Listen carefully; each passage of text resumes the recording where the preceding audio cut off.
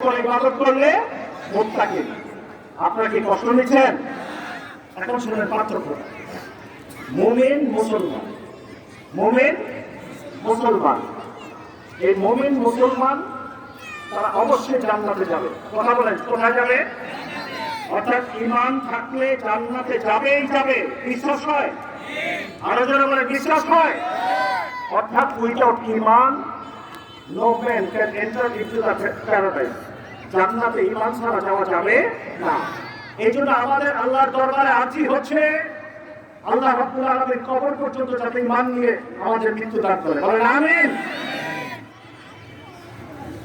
মুসলমান ঈমানদার জান্নাতে যাবে, বিশ্বাস হয়?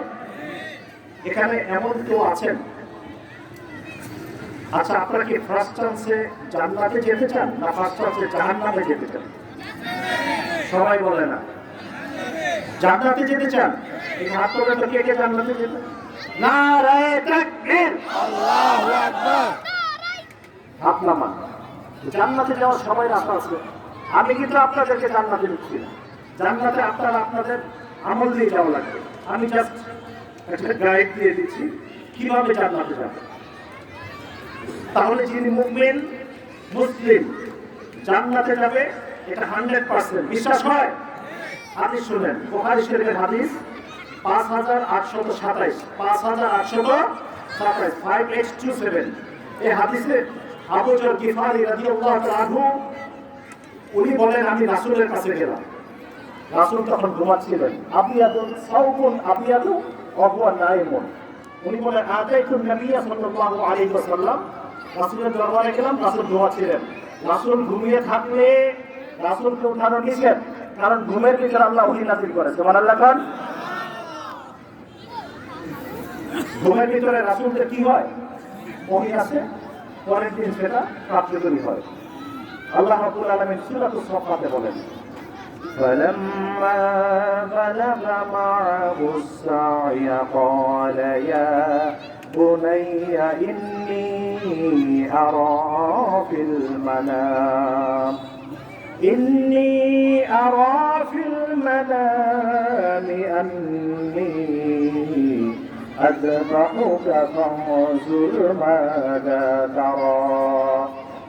হযরত ইব্রাহিম আলাইহিস সালাম তিনি তার সন্তান হযরত ইসমাঈলকে ডেকে বললেন, রাতের গভীরে আল্লাহ রাব্বুল আলামিন আমাকে স্বপ্নে দেখিয়েছেন, আমি তোমাকে জবাই দিচ্ছি, তোমার মতামত কি? What's your comment on this? আমি যে স্বপ্নে যেটা দেখেছি এই সম্পর্কে তোমার কোনো কমেন্ট আছে? আল্লাহ বলেছে তোমাকে জবাই দিতে। ছেলের উত্তর শুনেন। ছেলে বলে, ইসমাঈল আলাইহিস সালাম, লাইক ফাদার লাইক সন, যেমন বাবা তেমন সন্তান। يا أبت افعل ما تؤمر ستجدني إن شاء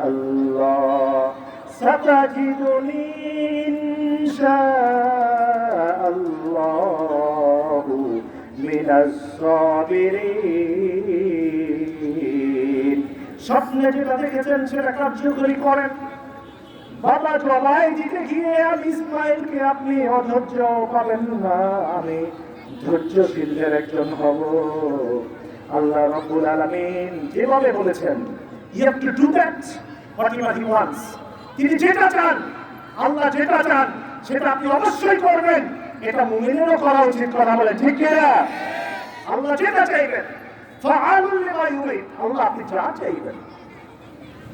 আপনি বলেছেন 5 ওয়াক্ত নামাজ পড়তে, আমরা নামাজ পড়ি। সুবহানাল্লাহ বলবেন না?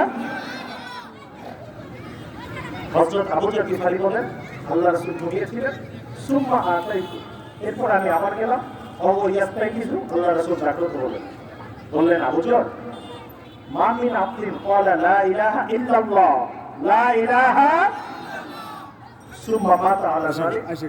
কেউ যদি বলে লা ইলাহা ইল্লাল্লাহ, এরপরে যদি সে ওই লা ইলাহা ইল্লাল্লাহর উপরে ডিপেন্ডস অন ইট, এটার উপর ডিপেন্ড করে আপ টু ডেট মৃত্যু পর্যন্ত এবং ঈমান নিয়ে কবরে যেতে পারে, আল্লাহ রাব্বুল আলামিন তাকে জান্নাত দিবেন। বলেন সুবহানাল্লাহ। নারায়ে তাকবীর, নারায়ে রিসালাত।